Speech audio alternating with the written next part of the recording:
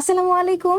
SSC 2026 এর শিক্ষার্থীরা, আগামীকাল থেকেই তোমাদের ব্যবহারিক পরীক্ষা শুরু। সো ব্যবহারিকের খাতা টাতা সবকিছু তোমাদের রেডি, এক্সপেরিমেন্ট গুলো ভালো করে রিভিশন দিয়েছো আশা করছি। এখন তোমাদের মেইন যে টেনশন তা হচ্ছে ভাইবা। ভাইবাতে তোমরা কি করবে এটা নিয়ে তোমরা অনেকেই অনেক টেনশন করছো। টেনশন করার কিছু নেই। আজকের ভিডিওতে আমি তোমাদেরকে দেখিয়ে দিব সবচেয়ে গুরুত্বপূর্ণ 50টি প্রশ্ন, এবং প্রত্যেকটি হচ্ছে তোমাদের বিভিন্ন সাবজেক্ট থেকে থাকবে। অর্থাৎ তোমাদের যে physics, chemistry, biology, higher math এই সাবজেক্টগুলো আছে, প্রত্যেকটা সাবজেক্ট থেকে মাত্র 10টা প্রশ্ন দিব, এবং এই প্রশ্নগুলোই আশা করছি ভাইবা বোর্ডের টিচাররা তোমাদেরকে করবে। সো কথা না বাড়িয়ে আমরা আমাদের ভিডিওতে চলে যাই। এবং আজকে তোমাদের কাছে আমার রিকোয়েস্ট থাকবে যেন পুরো ভিডিওটি তোমরা সম্পূর্ণ দেখার চেষ্টা করবে, তাহলে ইনশাআল্লাহ ভাইবাতে 5-এ 5 কিন্তু অবশ্যই পাবে। তো আমাদের প্রথমেই রয়েছে ফিজিক্স মানে পদার্থবিজ্ঞান। পদার্থবিজ্ঞানে তোমাদের টোটাল 3টা এক্সপেরিমেন্ট রয়েছে। আমি তোমাদেরকে ব্যবহারিক পরীক্ষা নিয়ে যে একটা ভিডিও দিয়েছি, সেই ভিডিওতে বলেছিলাম যে আসলে তোমাদের পরীক্ষার মধ্যে কে কোন এক্সপেরিমেন্ট পাবে তা আসলে কিসের উপর ভিত্তি করে দেওয়া হবে, হয় সেটা লটারি, না হলে রোলের উপর বেস করে তোমাদেরকে এক একটা এক্সপেরিমেন্ট দেওয়া হবে। ফিজিক্সে তোমাদের 3টা এক্সপেরিমেন্ট আছে। একটা হচ্ছে স্লাইড ক্যালিপার্স নিয়ে আয়তাকার বস্তুর দৈর্ঘ্য, প্রস্থ, উচ্চতা মেপে তার আয়তন নির্ণয় করো। এরপর রয়েছে ঢালু তলের ওপর গড়াতে থাকা বস্তুর গড় দ্রুতি বের করা এবং শিক্ষার্থীর শারীরিক ক্ষমতা বের করা। তো যখনই তুমি ভাইবা বোর্ডে যাবে, প্রথম প্রশ্ন টিচারের থাকবে যে তুমি কোন পরীক্ষণটি নিয়ে কাজ করেছো, অর্থাৎ তোমার ভাগ্যে কোন পরীক্ষাটি পড়েছে, তোমার এক্সপেরিমেন্টের নাম বলো। তো অবশ্যই তুমি পরীক্ষার টাইমে যে এক্সপেরিমেন্ট নিয়ে কাজ করবে সেই এক্সপেরিমেন্টের নাম অর্থাৎ পরীক্ষণের নামটা একটু মুখস্থ করে ফেলবে, কারণ টিচাররা কিন্তু পরীক্ষণের নাম জিজ্ঞেস করতে পারে। সো পরীক্ষণের নাম সুন্দর করে মুখস্থ করে ফেলবে। তোমার যে পরীক্ষণ পড়বে এর বাইরে টিচার কোনো প্রশ্ন করবে না। ভাইবা নিয়ে এত টেনশন করার কিচ্ছু নাই। ধরো তোমার স্লাইড ক্যালিপার্স পড়েছে, সো স্লাইড ক্যালিপার্স থেকে তোমাকে প্রশ্ন করতে পারে এটা কি, বা তোমাকে এখানে আয়তন বের করতে বলেছে, সো তোমাকে আরেকটা প্রশ্ন করতে পারে যে এটার আয়তনের সূত্র বের করো বা আয়তনের সূত্রটা বলো। একদম ইজি প্রশ্ন করবে। যেমন ধরো এখানে খ যাদের পড়বে মানে ঢালু তলের উপর গড়াতে থাকা বস্তুর গড় দ্রুতি বের করো, এই এক্সপেরিমেন্ট যাদের পড়বে তাদেরকে ধরতে পারে গড় দ্রুতি কি বা গড় দ্রুতি আমি কিভাবে নির্ণয় করতে পারি, অর্থাৎ গড় দ্রুতি কি বা এটা আমি কিভাবে বের করতে পারি, এই সব কিছু। আর যাদের এক্সপেরিমেন্ট 3 পড়বে অর্থাৎ শারীরিক ক্ষমতা, তাদেরকে কি ধরতে পারে বলতো?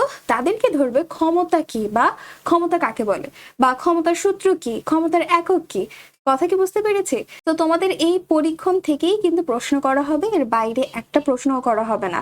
আমি তোমাদেরকে একটু ধারণা দিয়ে দিলাম কি কি প্রশ্ন করতে পারে। এখন আমরা আরো কিছু প্রশ্ন এবং উত্তর দেখি এই এক্সপেরিমেন্ট থেকেই।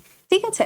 তো প্রথমেই রয়েছে তোমাদের স্লাইড ক্যালিপার্স। এই পরীক্ষণটা যাদের যাদের পড়বে তাদেরকে কি কি জানতে হবে। যেমন প্রথম প্রশ্ন হতে পারে স্লাইড ক্যালিপার্সের অপর আরেকটা নাম কি, সেটা হচ্ছে কি ভার্নিয়ার ক্যালিপার্স। এছাড়াও রয়েছে ভার্নিয়ার স্কেলে মোট কতটি ভাগে বা দাগ থাকে, সাধারণত 10টা বা 20টা বা 50টা এরকম ভাগে বিভক্ত থাকে। এরপর রয়েছে ভার্নিয়ার ধ্রুবক অর্থাৎ ভিসি, এটা বের করার সূত্র কি। এটা সূত্র কিন্তু আমরা অঙ্ক যখন করেছি এই চ্যাপ্টারের সিকিউ করেছি, তখন কিন্তু এটা সূত্র আমরা দেখেছি যে ভিসি এর সূত্র হচ্ছে S/N। এখানে এস কি, এস হচ্ছে প্রধান স্কেলের ক্ষুদ্রতম এক ভাগের দৈর্ঘ্য এবং এন হচ্ছে ভার্নিয়ার স্কেলের মোট ভাগ সংখ্যা। টিচার যখন জিজ্ঞেস করবে তুমি শুধুমাত্র এতটুকু উত্তর বলবে, এগুলো তোমার বলার দরকার নেই। যদি জিজ্ঞেস করে তখন না হয় ডেফিনেশন দিলে, বাট সূত্র চাইলে শুধুমাত্র ভিসি সমান S/N এটা বলতে পারো। ঠিক আছে? সো স্লাইড ক্যালিপার্স থেকে কি প্রশ্ন করতে পারে তা তো দেখিয়ে দিলাম। এছাড়াও আরেকটা প্রশ্ন করতে পারে, সেটা হচ্ছে পরিমাপের সময় যে যান্ত্রিক ত্রুটিটা হয় এটা আমরা কিভাবে হিসেব করতে পারি। সাধারণত মূল পাঠ থেকে যান্ত্রিক ত্রুটি চিহ্নে বিপরীতভাবে, অর্থাৎ ধনাত্মক হলে বিয়োগ করব এবং ঋণাত্মক হলে যোগ, এইভাবে আমরা সঠিক পাঠ বের করতে পারি। তাহলে স্লাইড ক্যালিপার্স নিয়ে যাদের প্রশ্ন করবে তাদেরকে দেখানো হয়ে গেল। এছাড়াও স্লাইড ক্যালিপার্স নিয়ে আরেকটা প্রশ্নের কথা বললাম, সেটা হচ্ছে আয়তন নির্ণয় করার যে সূত্রটা, অবশ্যই মাস্ট এটা ভালো করে পড়ে যাবে। আর তোমার মান কত এসেছে, অর্থাৎ তোমার পরীক্ষার খাতায় তুমি মান কত লিখেছো, এটা কিন্তু অবশ্যই ভালো করে মুখস্থ করে যাবে। ঠিক আছে? মানে পরীক্ষা শেষে যদি তোমাকে প্রশ্ন জিজ্ঞেস করে তখন মান জিজ্ঞেস করতে পারে যে তোমার আয়তনের মান কত এসেছে। এরপর রয়েছে ঢালু তলের পরীক্ষা অর্থাৎ পরীক্ষণ খ যাদের পড়বে তাদের জন্য প্রশ্ন হতে পারে ঢালু তলে বস্তু যখন নিচে পড়ে তখন তার বেগ কেমন হয়, অর্থাৎ যখন বস্তুটা নিচে পড়তে থাকবে ঢালু তল দিয়ে তখন বস্তুটার বেগ কেমন হবে। অভিকর্ষের প্রভাবে বস্তুর বেগ ক্রমাগত বাড়তে থাকে, অর্থাৎ এটা সুষম ত্বরণে নিচে নামতে থাকবে। এরপর রয়েছে গড় দ্রুতি। তোমাকে জিজ্ঞেস করতে পারে গড় দ্রুতি কি, গড় দ্রুতি কাকে বলে। এখানে টিটা হবে না, এটা কাটা, এটা ভুল, হ্যাঁ, এই টিটা হবে না, এটা হবে d/t। আচ্ছা, সো গড় দ্রুতি বের করার সূত্রটি কি? গড় দ্রুতি বের করার সূত্র হচ্ছে কি v সমান d/t, এটা হচ্ছে গড় দ্রুতির সূত্র। এখানে d হচ্ছে মোট অতিক্রান্ত দূরত্ব এবং t হচ্ছে মোট সময়। সো তোমাকে যদি জিজ্ঞেস করে গড় দ্রুতি কাকে বলে, তখন তুমি কি বলবা? মোট অতিক্রান্ত দূরত্বকে মোট সময় দিয়ে ভাগ করলে যা পাই তাই হচ্ছে গড় দ্রুতি, এবং সূত্রটাও ডান। ঠিক আছে, এরপরের প্রশ্ন হতে পারে এই পরীক্ষায় স্টপ ওয়াচ ব্যবহারের সময় কোন ত্রুটি হতে পারে? মানুষের রিফ্লেক্স অ্যাকশনের কারণে ব্যক্তিগত ত্রুটি বা সময় পরিমাপের ত্রুটি হতে পারে, অর্থাৎ ব্যক্তিগত ত্রুটি বা সময় ত্রুটি হতে পারে। এরপর রয়েছে শিক্ষার্থীর শারীরিক ক্ষমতা নির্ণয়, যাদের পড়বে তাদের কি কি প্রশ্ন আসতে পারে। প্রথমে রয়েছে ক্ষমতা কাকে বলে এবং এর একক কি। মোস্ট ইম্পর্টেন্ট, ক্ষমতা কাকে বলে এবং এর একক, এছাড়াও এর সূত্র আসতে পারে। ঠিক আছে, সো ক্ষমতা কাকে বলে বলতো? কাজ সম্পাদনের হারকেই ক্ষমতা বলা হয় এবং এর আন্তর্জাতিক একক হচ্ছে ওয়াট। তারপর প্রশ্ন হচ্ছে শারীরিক ক্ষমতা বের করার গাণিতিক সূত্র কি? আমি তোমাদেরকে বললাম না, তোমাদের পরীক্ষণের মধ্যে যেই সূত্র নিয়ে তুমি কাজ করবে সেই সূত্র এবং সূত্রের একক অবশ্যই ভালো করে পড়বে। টিচার এই ছোট্ট ছোট্ট প্রশ্নগুলোই জিজ্ঞেস করবে, বড় কোনো কঠিন প্রশ্ন জিজ্ঞেস করবে না। এটা সূত্রটা কি দেখো, P সমান W/T। এখানে W হচ্ছে তোমার কাজ এবং T হচ্ছে সময়। তো এই হচ্ছে তোমাদের ফিজিক্সের জন্য আমি মাত্র 9টি প্রশ্ন দিয়েছি। তোমাদের 3টা এক্সপেরিমেন্ট, 3টা থেকে 9টা প্রশ্ন দেওয়া হয়েছে। অবশ্যই এক্সপেরিমেন্টের নাম ভালো করে পড়বে। তোমার যে এক্সপেরিমেন্ট পড়বে পরীক্ষার টাইমে সেই এক্সপেরিমেন্টের পরীক্ষণের নামটা মুখস্থ করে ফেলবে এবং সেখানকার যে সূত্রগুলো আছে কাকে বলে বা কি একক, এটা ভালো করে দেখবে। তারপরে চলে আসলাম আমরা রসায়ন। এই সাবজেক্টে তোমাদের টোটাল 5টা রয়েছে, অর্থাৎ টোটাল 5টা পরীক্ষণ রয়েছে। 5টা থেকে তোমার ভাগ্যে কোনটা পড়ে সেটা আমিও জানি না, তুমিও জানো না। সো এই জন্য বাসায় একটুখানি দেখে যাবা, প্রত্যেকটা থেকে একটুখানি রিডিং দেখে যাবে। ঠিক আছে, যেমন প্রথমে রয়েছে ধাতব কার্বনেটের সাথে লঘু হাইড্রোক্লোরিক অ্যাসিডের বিক্রিয়ায় উৎপন্ন কার্বন ডাইঅক্সাইড গ্যাস শনাক্তকরণ। তো এখান থেকে তোমাদের প্রশ্ন আসতে পারে, এই যে প্রথম পরীক্ষণ যাদের পড়বে তাদের দিতে পারে যে এটার রিয়াকশনটা লিখে দেখাও বা মুখে বলো। হ্যাঁ, এই যে লৌহ HCl এর সাথে বিক্রিয়া করে যে কার্বন ডাইঅক্সাইড উৎপন্ন হয়েছে এই রিয়াকশনটা তুমি লিখে দেখাও। এছাড়া পরে রয়েছে সোডিয়াম ক্লোরাইডের কেলাস প্রস্তুতি, এখানে কেলাস কাকে বলে এটা জিজ্ঞেস করতে পারে। এরপর রয়েছে দ্রাব্যতা এবং বিদ্যুৎ পরিবাহিতা নির্ণয় করো। আয়নিক যৌগের একটা উদাহরণ দিতে বলতে পারে, যে একটা আয়নিক যৌগের নাম বলো, একটা সমযোজী যৌগের নাম বলো, বিদ্যুৎ পরিবাহিতা কি বা পরিবাহিতা কাকে বলে, এই টাইপের কোয়েশ্চেন জিজ্ঞেস করতে পারে। এরপর রয়েছে যে 0.1 মোলার সোডিয়াম কার্বনেট, এখান থেকে জিজ্ঞেস করতে পারে সেমি মোলার দ্রবণ কি, ডেসিমোলার দ্রবণ কি, সেন্টিমোলার দ্রবণ কি, এইগুলো। আর তুতের থেকে জিজ্ঞেস করতে পারে তুতের সংকেত। এই তো এখান থেকে এগুলোই জিজ্ঞেস করতে পারে। তো কি কি জিজ্ঞেস করতে পারে তা তো দেখে নিলাম, এখন আমরা দেখবো এখান থেকে কিছু প্রশ্ন। তো প্রথমেই আমাদের যে প্রথম পরীক্ষণটি রয়েছে তার থেকে যে প্রশ্নগুলো জিজ্ঞেস করতে পারে, এখানে 2টা পরীক্ষণ নিয়েই প্রশ্নগুলো দেয়া আছে, যে ধাতব কার্বনেটের সাথে লঘু HCl এর বিক্রিয়ায় কোন কোন পদার্থ সাধারণত তৈরি হয়? ধাতব লবণ তৈরি হয়, পানি, কার্বন ডাইঅক্সাইড ইত্যাদি তৈরি হয়। তো এটার সাথে তোমাকে অবশ্যই রিয়াকশনটা ভালো করে দেখতে হবে। ঠিক আছে, এরপর রয়েছে কার্বন ডাইঅক্সাইড গ্যাস কি নিজে জ্বলে বা অন্যকে জ্বলতে সাহায্য করে কি না? তো এটার উত্তর হচ্ছে যে না, এটা নিজে জ্বলে না এবং অন্যকেও জ্বলতে সাহায্য করে না, তাই এটা আগুন নেভাতে ব্যবহার করা হয়। ঠিক আছে, পরের প্রশ্ন রয়েছে কেলাস বা ক্রিস্টাল কি? আমি একটু আগে বললাম এই প্রশ্নটা করতে পারে। সো কেলাস বা ক্রিস্টাল আসলে কি? নির্দিষ্ট জ্যামিতিক আকৃতি বিশিষ্ট দানাদার কঠিন পদার্থকে কেলাস বলে, যেমন খাবার লবণের দানা। পরের প্রশ্ন রয়েছে যে ধাতব কার্বনেটের সাথে লঘু HCl যোগ করলে যে বুদবুদ ওঠে এটা আসলে কিসের গ্যাস? কেন বুদবুদ হচ্ছে, এটা দ্বারা আমি কোন গ্যাস চিহ্নিত করতে পারি? তো এটা আসলে কার্বন ডাইঅক্সাইড গ্যাসের কারণে হয়। আর এটা যে কার্বন ডাইঅক্সাইড তা আমি কিভাবে বুঝবো? এটা বুঝতে পারি যে এই গ্যাসটাকে যদি আমি স্বচ্ছ চুনের পানির ভেতর চালনা করে দিই তখন চুনের পানি ঘোলা হয়ে যায়, আর যদি চুনের পানি ঘোলা হয়ে যায় তখনই আমি বুঝতে পারবো যে এই গ্যাসটা হচ্ছে কার্বন ডাইঅক্সাইড। এরপরে রয়েছে যৌগ শনাক্তকরণ আর দ্রবণ প্রস্তুতি, অর্থাৎ পরীক্ষণ গ আর ঘ। সমযোজী আর আয়নিক যৌগের মধ্যে কার বিদ্যুৎ পরিবাহিতা বেশি এবং কেন? চোখ বন্ধ করে আমরা এটার উত্তরটা দিতে পারি, আয়নিক যৌগের বিদ্যুৎ পরিবাহিতা সবচেয়ে বেশি, কারণ আয়নিক যৌগ জলীয় দ্রবণে মুক্ত আয়ন তৈরি করতে পারে এবং যা বিদ্যুৎ পরিবহন করে। তো এই জন্য সমযোজী যৌগ আয়নিত হয় না। তারপরে প্রশ্ন রয়েছে যে পানিতে আয়নিক যৌগ দ্রবীভূত হয় কেন?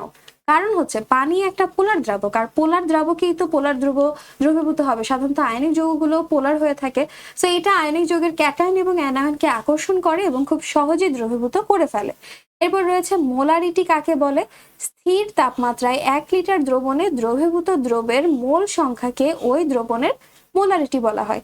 এরপর রয়েছে 0.1 মোলার দ্রবণকে কি বলা হয়? 0.1 মোলার দ্রবণকে হচ্ছে ডেসিমোলার দ্রবণ বলা হবে, সেমি না, এটা ডেসিমোলার দ্রবণ বলা হয়, ঠিক আছে? এটা একটু ভুল আছে। এরপরের প্রশ্ন আমাদের কি রয়েছে?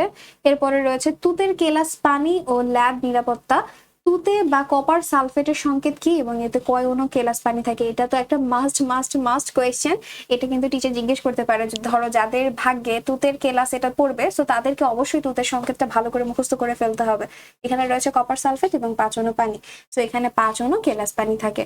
ক্লিয়ার? এরপরে তুতে বা কপার সালফেটকে উত্তপ্ত করলে এর রঙের কি পরিবর্তন হয়? এটা আরেকটা প্রশ্ন যেটা খুবই ইম্পর্টেন্ট। এটাকে যখন আমরা উত্তপ্ত করি তখন কেলাস পানি উড়ে যায় এবং নীল রঙের তুতে সাদা রঙের পানি শূন্য কপার সালফেটে পরিণত হয়ে যায়। অর্থাৎ তুতে এটা প্রথমে নীল রঙের থাকলেও যখন এটাকে আমি উত্তপ্ত করছি তখন এটা সাদা রঙে পরিণত হয়ে যাচ্ছে। এরপর রয়েছে ল্যাবরেটরিতে ঢোকার সময় অ্যাপ্রন এবং সেফটি গগলস আমরা কেন পরি?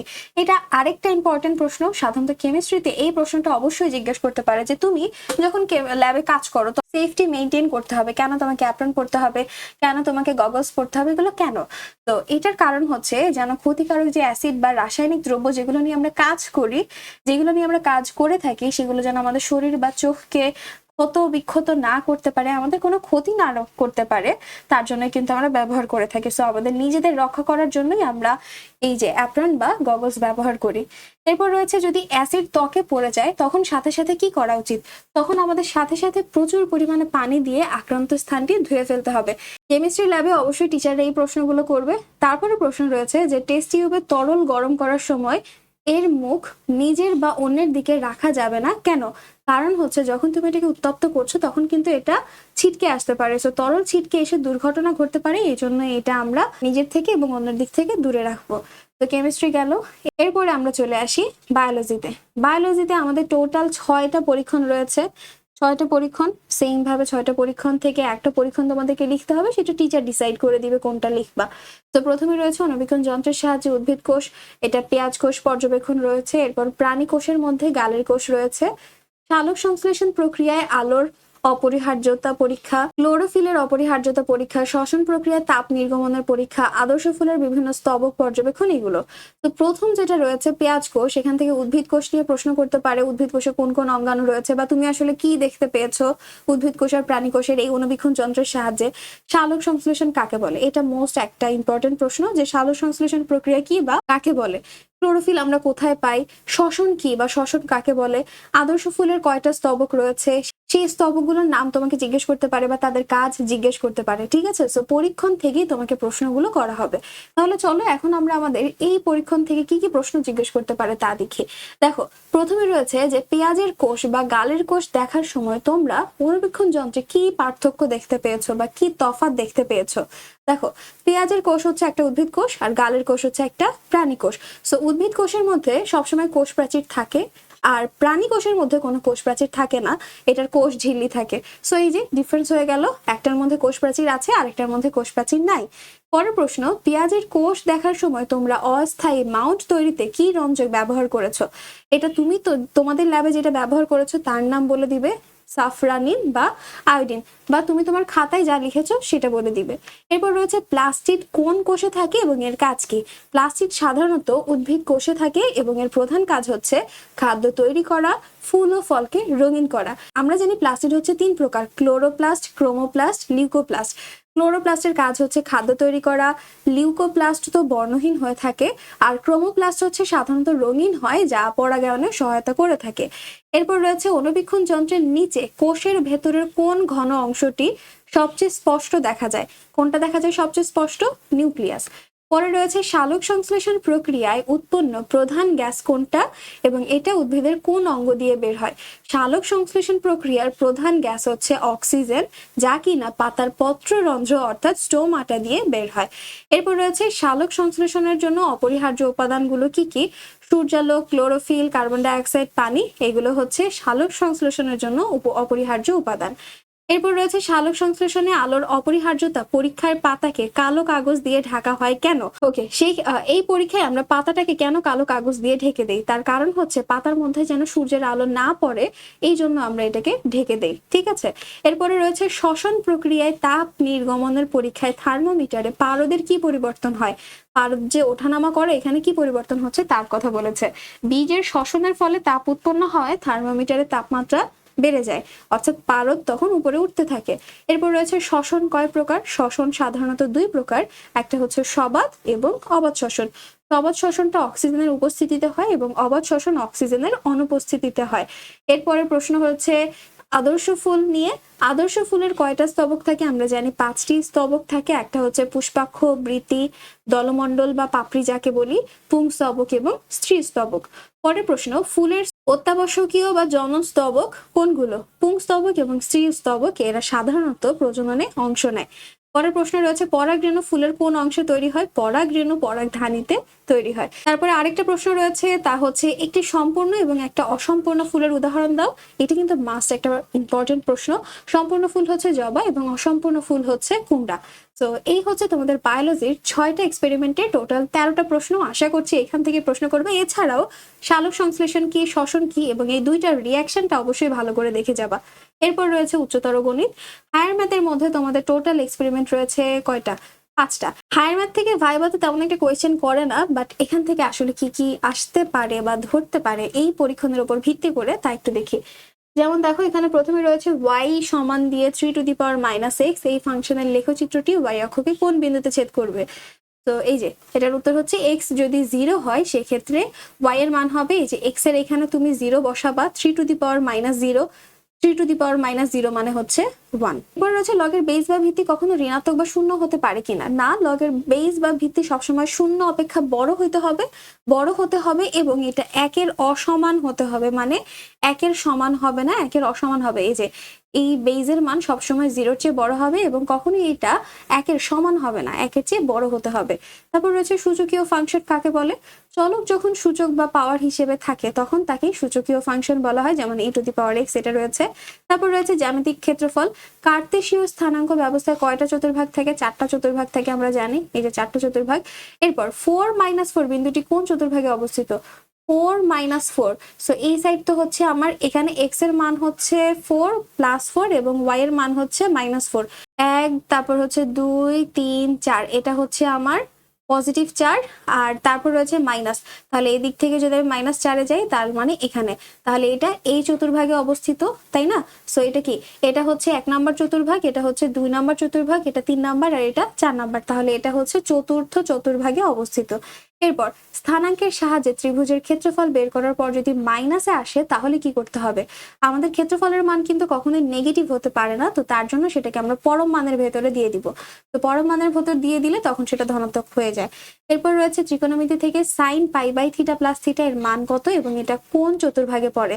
sin π/θ এটার মানে হচ্ছে 90, তাহলে sin 90 + θ, sin 90 + θ মানে হচ্ছে cos θ, আর cos θ তাহলে কোন ভাগে পড়বে?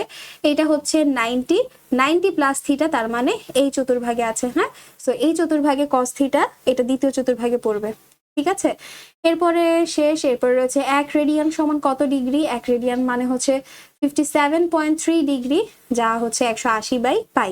এরপর ত্রিকোণমিতিক কোণ আর জ্যামিতিক কোণ, এই দুটার মধ্যে পার্থক্যটা আসলে কি? জ্যামিতিকের যে কোণগুলো থাকে তা হচ্ছে সাধারণত 0 থেকে 360 ডিগ্রির মধ্যে সীমাবদ্ধ, কিন্তু ত্রিকোণমিতির যে কোণগুলো সাধারণত থাকে তা কিন্তু আমরা এভাবে রাউন্ড আকারে ঘুরতে পারি, সো এটা 360-এর চেয়ে বড় হয়। ঠিক আছে, আর অবশ্যই এটা ঋণাত্মক বা ধনাত্মক যে কোনো মানের হতে পারে, মানে ত্রিকোণমিতিক কোণের কথা বলছি আর কি। তো এই হচ্ছে তোমাদের হায়ার ম্যাথ শেষ। এবার রয়েছে কৃষি শিক্ষা। কৃষি শিক্ষায় তোমাদের টোটাল 7টা এক্সপেরিমেন্ট রয়েছে, এখান থেকেও তোমাদেরকে একটা করে করতে হবে। আর এখান থেকে যে প্রশ্নগুলো তোমাদেরকে করতে পারে তা হচ্ছে কোন মাটিকে সব ফসলের জন্য আদর্শ মাটি বলা হয়? দোআঁশ মাটি। বীজ সংরক্ষণের সময় বীজের আর্দ্রতা বা পানির পরিমাণ কত শতাংশ হওয়া উচিত? 10% থেকে 12%-এর মধ্যে। আদা বা আলু কি সত্যিকারের মূল নাকি রূপান্তরিত কাণ্ড? এগুলো রূপান্তরিত ভূনিম্নস্থ কাণ্ড। এরপর রয়েছে পরের প্রশ্ন, বীজ গজানোর ক্ষমতা বা অঙ্কুরোদ্গম হার বলতে কি বোঝায়? 100টি বীজের মধ্যে যতটি বীজ থেকে সুস্থ চারা গজায় তাকে অঙ্কুরোদ্গম হার বলে। এরপর রয়েছে ফাইটোপ্ল্যাঙ্কটন ও জুওপ্ল্যাঙ্কটনের পার্থক্য কি? ফাইটোপ্ল্যাঙ্কটন হচ্ছে পুকুরের আণুবীক্ষণিক উদ্ভিদ কণা, আর জুওপ্ল্যাঙ্কটন হচ্ছে আণুবীক্ষণিক প্রাণী কণা। ধানের একটা প্রধান অপকারী বা ক্ষতিকারক পোকার নাম বলো। সেটা হচ্ছে মাজরা পোকা বা গান্ধী পোকা। এরপর রয়েছে একটা অপরিচিত ঔষধি উদ্ভিদের নাম ও তার উপকারিতা বলো। যেমন রয়েছে থানকুনি বা তুলসী। তুলসী পাতা কাশির উপশম করে, আর থানকুনি পেটের অসুখ ভালো করে। এরপর রয়েছে গোল কাঠের ভলিউম নির্ণয়। গোল কাঠের আয়তন বা ভলিউম মাপার জন্য কোন সূত্র ব্যবহার করা হয়? সূত্র রিলেটেড যা থাকবে তা কিন্তু অবশ্যই দেখে নিবে সূত্রটা। যেমন এই যে এখানে রয়েছে বের বাই 4, এটার উপর হোল স্কোয়ার ইন্টু দৈর্ঘ্য। কাঠের আয়তনের বাণিজ্যিক একক কি? এটা হচ্ছে সিএফটি অর্থাৎ কিউবিক ফিট বা ঘনফুট। এরপর রয়েছে গোল কাঠের বের বা পরিধি মাপার সময় কোন অংশ থেকে মাপ নিতে হয়? কাঠের একদম মাঝখানের অংশ থেকে বেরের মাপ নিতে হয়। তো এই হচ্ছে তোমাদের টোটাল 5টা সাবজেক্টের ভাইবাতে আসতে পারে এরকম কিছু ইম্পর্টেন্ট প্রশ্ন। আশা করছি এগুলো যদি ভালো করে দেখে যাও তোমাকে আটকাতে হবে না। তুমি ইনশাল্লাহ 5-এ 5 ভাইবাতে কেউ আটকাতে পারবে না। সো অবশ্যই ভিডিওটা ভালো করে দেখবে, আরেকবার দেখবে, আর তোমার ভাগ্যে যে পরীক্ষণটা পড়বে সেটা একটু ভালো করে রিভিশন দিবে। পরীক্ষার টাইমে যখন লিখবা তখন একটু রিভিশন দিয়ে ফেলবা, আর বাকিগুলো আছে সেগুলো একটাবার বাসা থেকে চোখ ভুলিয়ে যাবে। সো এই হচ্ছে আজকের ভিডিও। যদি তোমাদের কাছে ভালো লেগে থাকে তাহলে অবশ্যই সাবস্ক্রাইব করে বেল আইকন বাটন প্রেস করে দিবে। তো আজকে এই পর্যন্তই। আল্লাহ হাফেজ।